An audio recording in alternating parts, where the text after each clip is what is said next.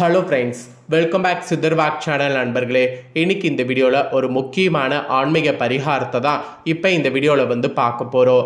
வாங்க, என்ன ஆன்மீக பரிகாரம் பார்க்க போகிறோங்கிறத ஃபஸ்ட்டு இன்ட்ரோவில் ஷேர் பண்ணுறேன். அதாவது நம்ம வீட்டில் பார்த்தீங்கன்னு வச்சுக்கோங்களேன், கண்டிப்பாக பூஜாரங்கிறது இருக்கும். பூஜாரை இல்லாமல் எந்த ஒரு வீடுமே இருக்காது. பூஜாரை ஒவ்வொருவருடைய வீட்டில் ஒரு முக்கிய பங்கு வகிக்கிறது. பூஜாரை வைக்க முடியாட்டியும் சிம்பிளாக பார்த்தீங்கன்னு வச்சுக்கோங்களேன், நம்மளுடைய வீடுகளில் கிழக்கு மூலை எங்கே இருக்கோ அங்கே சிம்பிளாவது ஒரு பூஜை ரூமை செட் பண்ணிடுவோம். பூஜை ரூம் இல்லாத வீடுகளே இருக்காது. பூஜை ரூமில் பூஜை பார்த்தீங்கன்னு வச்சுக்கோங்களேன், நாம் வெள்ளி செவ்வாயில் செய்வோம். அதில் மெயினாக விளக்கேற்றுவது தான் மெயின் கான்செப்டு. கோவில்களுக்கு போனாலும் விளக்கேற்றுவோம், வீடுகளில் இருந்தாலும் விளக்கேற்றுவோம். விளக்கேற்றுறது என்ன அவ்வளோ ஒரு பாசிட்டிவான எனர்ஜியா அப்படின்னு கேட்டிங்கன்னா, ஆமாம், பாசிட்டிவான எனர்ஜி தான். ஸோ அந்த காலத்துலேருந்து இப்போ வரைக்குமே விளக்கேற்றக்கூடிய சடங்கு நம்மளுடைய மரபில் இருக்குது.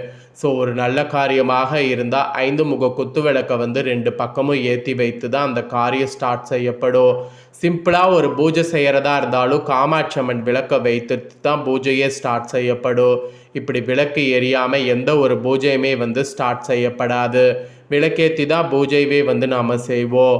அப்பேற்பட்ட பூஜை பார்த்திங்கன்னு வச்சுக்கோங்களேன், விளக்கில் தான் இருக்கா அப்படின்னு கேட்டிங்கன்னா ஆமாம். ஏன்னா ஒரு பூஜையின் போது அந்த இடம் பாசிட்டிவாக மாறுவதற்கும் அந்த இடம் பிரகாசமாக மாறுவதற்கும் ஒளிங்கிறது தேவை.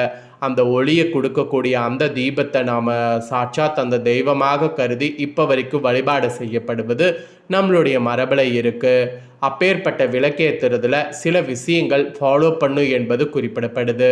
அதை தான் இன்னைக்கு இந்த வீடியோவில் சொல்ல போகிறேன். விளக்கேற்றும் போது இந்த தவறை செய்யாதீங்க. விளக்கேற்றும் போது நம்ம மனசுக்குள்ளே ஒரு கவலையோடு விளக்கேற்றினா அந்த விளக்கு பாசிட்டிவாக இருக்காது. அதே விளக்கேற்றும் போது நம்ம பாசிட்டிவாக இருந்து விளக்கேற்றி நம்ம இந்த மந்திரத்தெல்லாம் கூறி நம்ம பாசிட்டிவாக பண்ணும்போது அந்த இடமே ரொம்ப பாசிட்டிவாக மாறும்.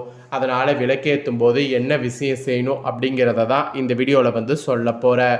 அதை இந்த வீடியோவில் தெரிந்து கொள்ளுங்க. ஸோ வீடியோவை ஃபுல்லாக பாருங்கள். அப்போ தான் நான் சொல்லக்கூடிய விஷயத்தை நீங்கள் தெளிவாக தெரிஞ்சுக்க முடியும். தெரிஞ்சுக்கிறது மட்டும் இல்லாமல் அதற்கேற்ப நடந்து பயனும் பெற முடியும். சரி, விளக்கேற்றும் போது சொல்ல வேண்டிய அந்த மந்திரத்தை இப்போ நான் உங்களுக்கு சொல்லித்தரேன். அதை மறக்காமல் தெரிஞ்சுக்குங்க. அதை மறக்காமல் ஃபாலோ பண்ணுங்கள். விளக்கேற்றும் போது சும்மா ஏதோ மனசுக்குள்ள கவலையை வைத்துட்டு ஏற்றுனீங்கன்னா நீங்கள் ஏற்றக்கூடிய அந்த ஒரு வேண்டுதல் நிறைவேறாது.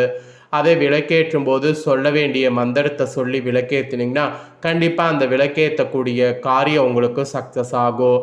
அதனால் விளக்கேற்றுறதுல நிறைய ரூல்ஸ் இருக்குது. அதனால் அந்த ரூல்ஸ் எல்லாம் இப்போ நான் உங்களுக்கு ஷேர் பண்ணுறேன். அதெல்லாம் இந்த வீடியோவில் தெரிஞ்சுக்குங்க. நம்ம வீட்டில் பார்த்தீங்கன்னு வச்சுக்கோங்களேன், செல்வம் கூட சில டைம் சேராமல் இருக்கிறதுக்கு காரணமே விளக்கேற்றும் போது நம்ம கஷ்டப்பட்டு ஏற்றக்கூடிய அந்த ஒரு சில காரணங்களால தான். இப்போ நிறைய கஷ்டப்படுறக்கூடிய வீடுகளில் விளக்கேற்றும் போது எனக்கு விளக்கேற்றுறதுக்கே வழி இல்லை, ஏற்றின விளக்குக்கு என்ன புண்ணியம் அப்படிங்கிற மாதிரி நெகட்டிவாகவே ஏற்றுவோம். அப்படி ஏற்றும் போது மேலும் அது நெகட்டிவாக தான் மாறும், பாசிட்டிவாக மாற வாய்ப்பே இல்லை. அதனால் அந்த மாதிரி நீங்கள் யோசிக்காமல் விளக்கேற்றும் போதே எனக்கு எல்லாமே கிடைக்க போகுது, இந்த கூரை வீடு மெத்த வீடு ஆகும், மெத்த வீடு இன்னும் பங்களாவாகும், பங்களாவோட கார் வரும், இந்த மாதிரி நிறைய நீங்கள் நம்பிக்கையோடு ஏற்றுங்க. கூடவே எனக்கு நகலாக திரும்ப கிடைக்கும், அந்த மாதிரி பாசிட்டிவாக ஏற்றுங்க. எது நம்மக்கிட்ட இல்லையோ அது கிடைக்க போகுது அப்படிங்கிற எண்ணத்தோடு பாசிட்டிவாக நீங்கள் ஏற்றுனீங்கன்னா நீங்கள் ஏற்றக்கூடிய விளக்கு உங்களுக்கு சக்ஸஸ் ஆகும். அதனால் அந்த மாதிரி விளக்கேற்ற பாருங்கள். சரி, வாங்க, விளக்கேற்றும் போது சொல்ல வேண்டிய அந்த தாந்திரிக பரிகாரம் என்னங்கிறத இப்போ நான் உங்களுக்கு சொல்லித்தரேன். அதை நீங்கள் தெரிஞ்சுக்குவீங்க. ஆக்சுவலி நம்மளுடைய வீடுகளில் காலையிலையும் மாலையிலையும் இறைவனுக்கு விளக்கேற்றும் போது நம்ம மனதில் ஏதோ ஒரு வேண்டுதல்கள் வைத்து கொண்டு தான் ஏற்ற வேண்டும். ஆக்சுவலி அது பாசிட்டிவான வேண்டுதல்களாக இருக்கணும். அப்படி இருந்தால் அந்த வேண்டுதல்கள் விரைவாகவும் முழுமையாகவும் நிறைவேறும். அதுக்காக கூடவே இந்த மந்திரத்தை சொல்லி விளக்கேற்றுங்க. நீங்கள் விளக்கேற்றுவதற்கான பலன் உங்களை முழுமையாக வந்தடையும். காலையும் மாலையும் விளக்கேற்றும் போது என்ன மந்திரத்தை சொல்ல வேண்டும் அப்படிங்கிறத இப்போ நான் உங்களுக்கு சொல்கிறேன். காலை பொழுதில் விளக்குனை எந்த நேரத்தில் ஏற்ற வேண்டும் அப்படிங்கிறதையும் சொல்கிறேன். எல்லாத்தையுமே தெளிவாக இந்த வீடியோவில் தெரிஞ்சுக்குங்க. இதை தெரிஞ்சுக்கிறது மட்டும் இல்லாமல் இதை ஃபாலோ பண்ணுங்கள். அதை தான் மெயினாக நான் உங்களுக்கு இந்த இடத்துல ரிஜிஸ்டர் பண்ணுறேன். சரி, வாங்க என்ன பண்ணுங்கிறத பார்க்கலாம். நம்மளுடைய வீடுகளில் அதிகாலை பொழுது என்று சொல்லப்படக்கூடிய காலை 4 மணிக்கோ அல்லது 5 மணிக்கோ அனைவரும் உறங்கி கொண்டிருக்கும் போது விளக்குன்னு நம்ம வீட்டில் ஏற்றலாமா என்ற சந்தேகம் சிலருக்கு இருக்கும். ஆக்சுவலி பிரம்ம முகூர்த்த நேரமாக இந்த அதிகாலை பொழுதில் வீட்டில் உள்ளவர்கள் உறங்கி கொண்டிருந்தாலும் நம்ம வீட்டில் விளக்கினை ஏற்றலாம் என்பதை நம்ம முன்னோர்கள் கூறியிருக்கிறாங்க. விளக்கினை ஏற்றும் பொழுது என்ன மந்திரத்தை கூறணுங்கிறத சொல்கிறேன். இது தமிழ் மந்திரம் என்பதால் அனைவருக்கும் சுலபமாக உச்சரிக்கலாம். ஸோ விளக்கேற்றும் பொழுது விளக்கினை ஏற்றி வெளியே அறிமீன் விளக்கின் முன்னே வேதனை மாறும் விளக்கை விளக்கும் விளக்குடையார்கள் விளக்கில் விளங்கும் விளக்கவர் தமே. இதுதான் அந்த மந்திரம். திரும்பவும் சொல்கிறேன், விளக்கேற்றும் பொழுது இந்த மந்திரத்தை சொல்லுங்க. ஸோ இது ஒரு தமிழ் மந்திரங்கிறதுனால இப்போ நான் சொல்கிறத ஒரு பேப்பர் பேனா எடுத்து நோட் பண்ணிக்கோங்க. விளக்கினை ஏற்றி வெளியை அறிமீன் விளக்கின் முன்னே வேதனை மாறும் விளக்கை விளக்கும் விலங்குடையவர்கள் விளக்கில் விளங்கக்கூடிய விளக்கவர் தமே. இது தாங்க மந்திரம். இந்த மந்திரத்தை சொல்லி விளக்க நாம் ஏற்ற வேண்டும்.